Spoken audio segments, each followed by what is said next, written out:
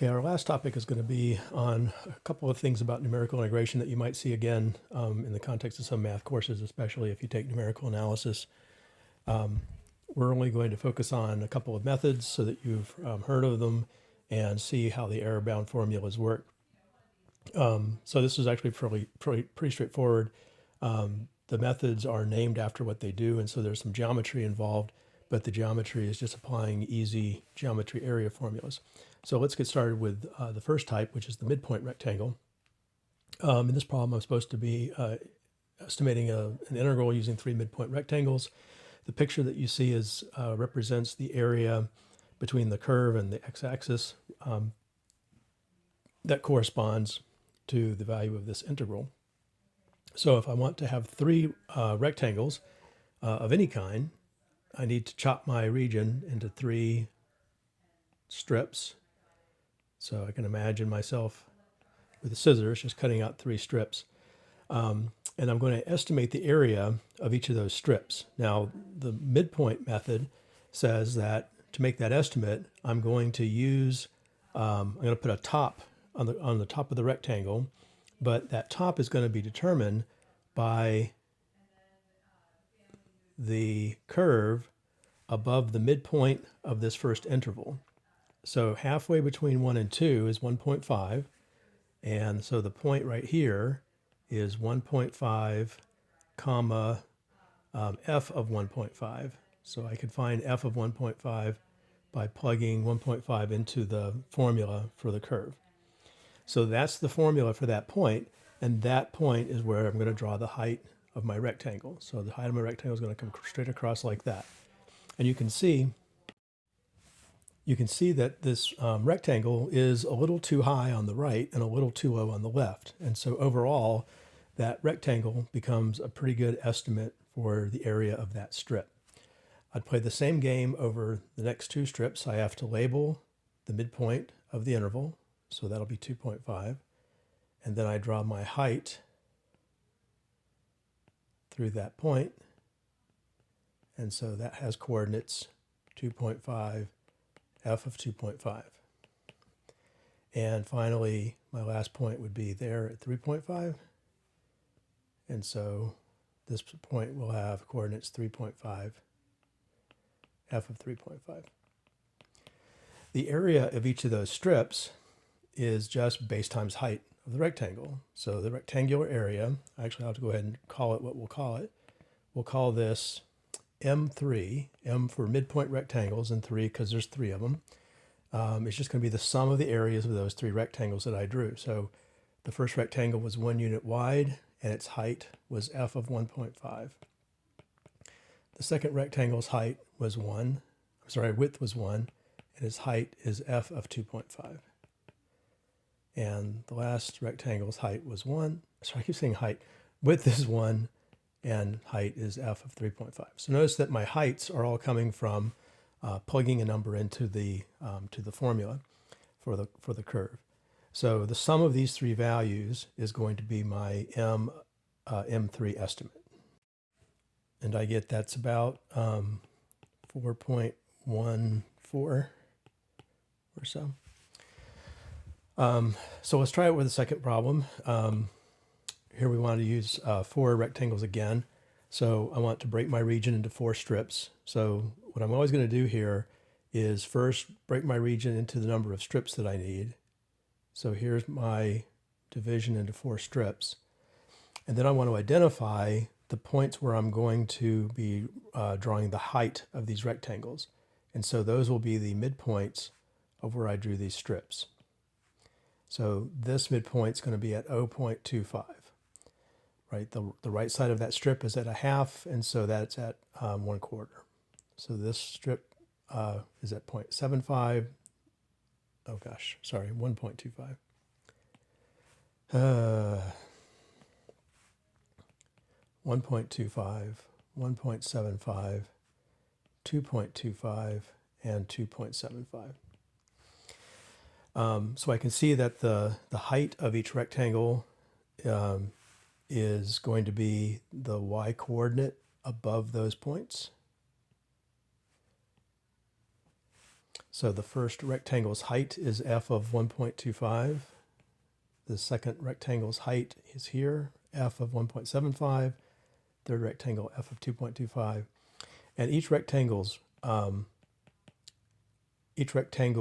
base is just the difference between these two. And notice it's always the same. So the base is going to be 1/2. So from 1 to 1.5, 1.5 to 2, 2 to 2.5, 2.5 to 3.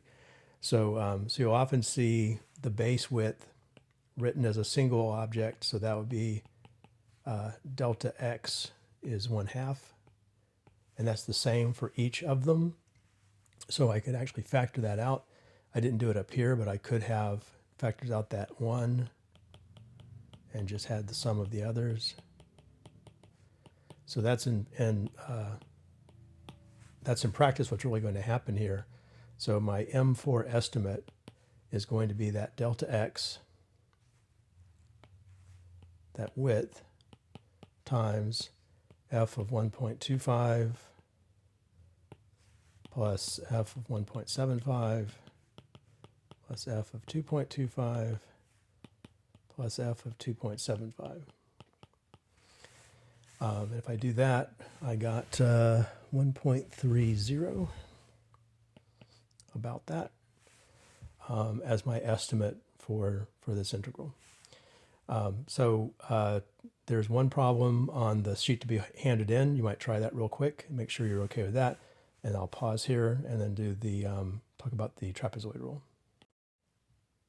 The trapezoid rule is a little easier to use because it's easier just to draw the trapezoids. We don't have to figure out any extra points to draw like the midpoint rule did. But we approach it the same way. We have a region that we want to find the area for. We have a number of pieces we want to break that into. So in this case, this is the same problem as on the previous page. I want to use 3 regions. And so I'm going to break this into 3 pieces by drawing strips. But now instead of estimating with a rectangle, I am going to just put my dots at the top here, and I'm going to just connect the dots with lines. So straight line, straight line, straight line. Each of those shapes, when you have a shape like this, where the top and bottom are straight and the 2 sides are parallel, this is an example of what we'd call a trapezoid. And the area of a trapezoid is just the base times the average height. So the thing that makes these trapezoids weird is that they have a height on the left and a height on the right that could be different. And so we use the average height times the base, and that gives us the trapezoid area. So because that's not a hard formula from geometry, and it's a super easy picture to draw, this is a really easy area formula to use to get a pretty good estimate. So T3, T for trapezoid rule, 3 for 3 strips. I'll have my base, which is 1 in this case, times the average height of the first trapezoid. Here's the first trapezoid. There's trapezoid number 1.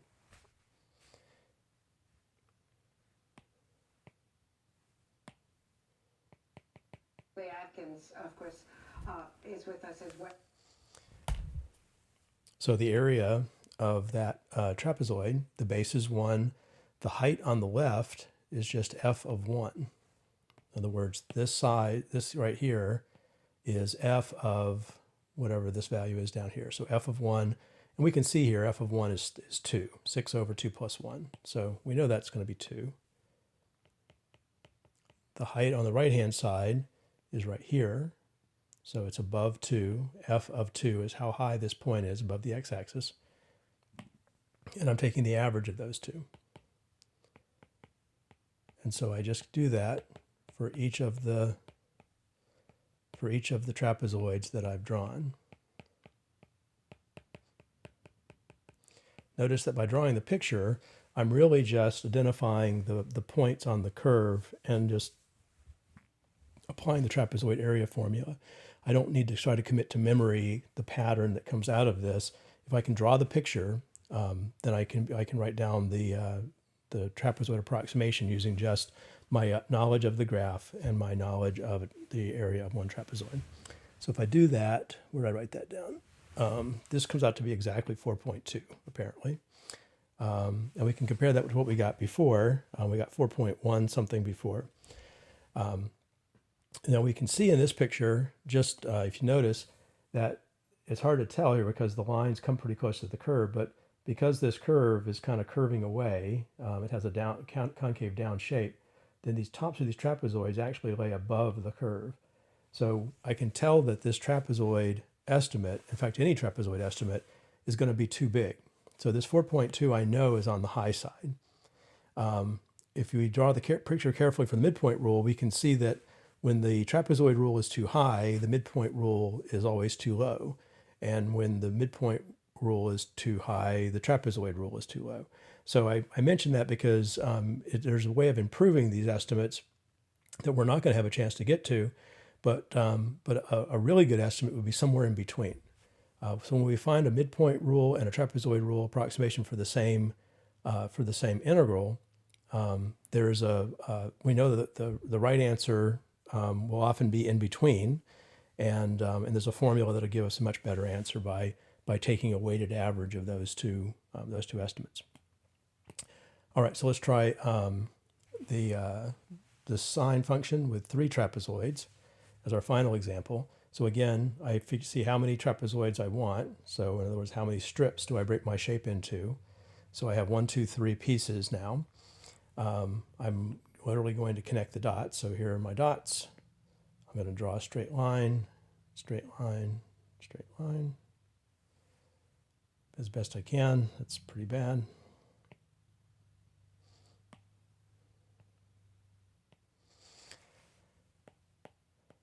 So my trapezoid approximation with 3 trapezoids, I'll have the width of the first trapezoid. So the width is pi over 3. I can see that. It's the distance between these two things. This distance, always pi over 3 for this. I'll have f of the left-hand side plus f of the right-hand side over 3 over 2. So average height. One thing to notice here is that f of 0 is 0. You can see that. And so you could argue, well, this isn't a trapezoid, this is a triangle. But the nice thing about the trapezoid formula is that it's actually correct if you happen to have a triangle. In this picture, a triangle would just be a